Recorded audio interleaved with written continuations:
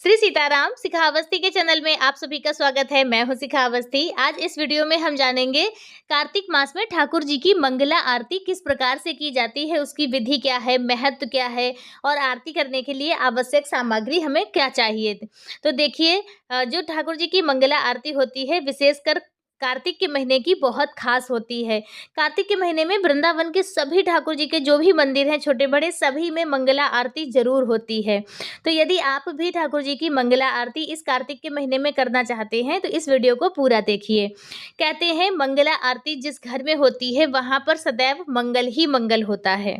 मंगला आरती आपको ब्रह्म मुहूर्त से लेकर सूर्योदय के पूर्व तक हर हाल में कर लेनी है, वही मंगला आरती शुभ मानी जाती है। तो मंगला आरती करने के लिए आपको आवश्यक सामग्री चाहिए। एक जल का पात्र, एक छोटी कटोरी चाहिए। भगवान को कुछ भोग लगाने के लिए मेवा मिश्री आप रख लीजिए, क्योंकि इतने सुबह और कुछ भोग नहीं बन पाता है।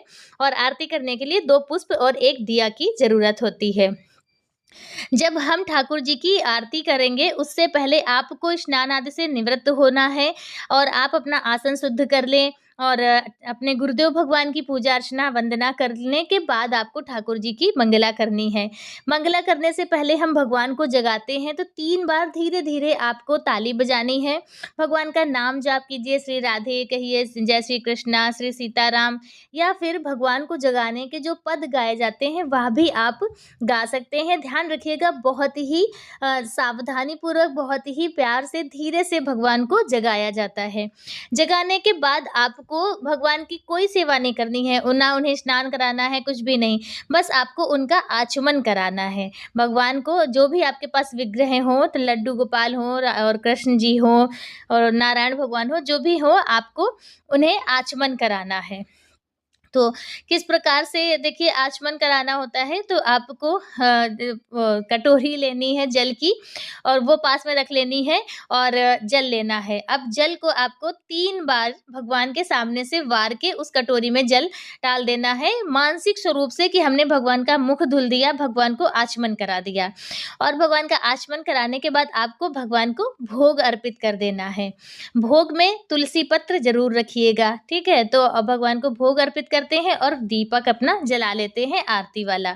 तो देखिए मंगला आरती भी आती होती है, तो आपके पास यदि समय है तो आप अच्छे से मंगला आरती गाकर आरती कीजिए, क्योंकि यह आरती बहुत शुभ मानी जाती है। जो आरती करेगा तो वह तो स्नान आदि करके ही आरती करेगा, लेकिन जैसे आपके घर में और सदस्य हैं जिन्होंने अभी स्नान नहीं किया है, मतलब जब जैसे जगे हैं, जग कर फिर वह आरती में शामिल हो सकते हैं। शौच इत्यादि कोई भी क्रिया ना हुई हो तब सिर्फ तो वह आरती में शामिल हो सकते हैं दूर से, लेकिन जो आरती करेंगे वो स्नान आदि करने के बाद ही आरती करेंगे। तो आपको भगवान के सामने से 3 बारी 3 जल आचमन कराना है, भोग रखना है और मंगला आरती करनी है। आरती में आप घंटी, शंख इत्यादि का भी प्रयोग कर सकते हैं और यह आरती बहुत शुभ मानी जाती है। ब्रज में एक कहावत कही गई है कि जो करे मंगला वो होए ना कंगला। तो मंगला आरती करना बेहद खास, बेहद शुभ होता है। तो यदि आप भी करना चाहें तो ज़रूर कीजिए। तो आप जब आरती करेंगे तो हाथ में पुष्प लेकर ही आरती करनी चाहिए, खाली हाथ से आरती नहीं करनी चाहिए। तो इस प्रकार से आपको आरती करनी है। फिर आरती का आपको आचमन करा देना है, 3 बार आरती भगवान को दे देनी है और स्वयं भी आपको आरती ले लेनी है। आरती लेने के बाद फिर आप भगवान से प्रार्थना करें कि आपका दिन शुभ हो, आप उनकी कृपा सदैव आप पर बरसती रहे, आपके परिवार पर बरसती रहे, आपके घर में सदैव ठाकुर जी मंगल ही मंगल करें। तो इस प्रकार से मंगला आरती संपन्न हो जाती है।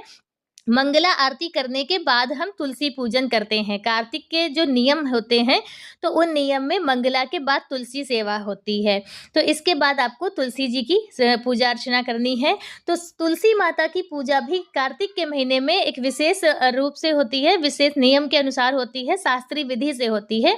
तो तुलसी माता की पूजा हमें कार्तिक के महीने में विशेषकर किस प्रकार से करनी चाहिए, तो इसका भी वीडियो आपको मेरे चैनल पर मिलेगा। पूरी शास्त्रीय विधि और बिल्कुल सरल तरीके से हम आप सभी के साथ में शेयर करेंगे, तो उस वीडियो को भी जरूर देखिएगा। और यह मंगला आरती का वीडियो भी शास्त्रीय विधि अनुसार ही है।